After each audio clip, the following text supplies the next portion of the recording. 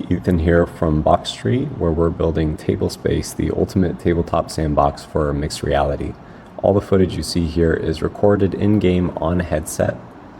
This is an example of a licensed game mode that we have collaborated on with an independent board game creator here in the Bay Area called Road Trip.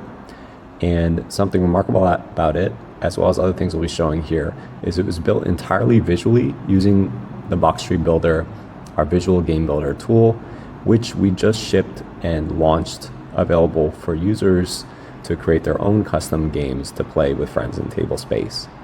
I want to highlight some of the capabilities of the tool.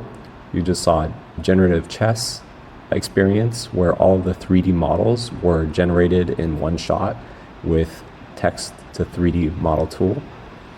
And here's another licensed game that we have in the works to showcase the capabilities of the builder to express really advanced games that have a lot of different elements going on. This is a game called Mechromancers. And in a second, you'll see as well another game where we're working with the creator. This is a golf-inspired game called Roll-in-One, which will be shipping later this spring. This is all to say that the Boxtree Builder is a very capable tool now, and players are already having a blast creating their own custom game modes and sharing them with friends inside of it. So I'm going to jump into a few more examples just to give you a sense of what's possible. Here is a tabletop RPG style experience, bringing to life the likes of Dungeons and Dragons campaigns.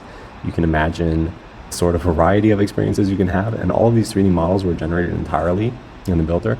This is an example of a game that a player created really within just a few hours of onboarding to the builder and just shared with us in our Discord earlier today.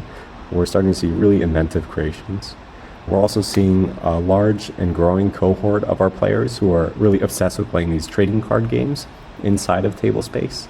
And here I'm highlighting the variety of trading card game experiences that we support already with the likes of Magic the Gathering and Yu-Gi-Oh!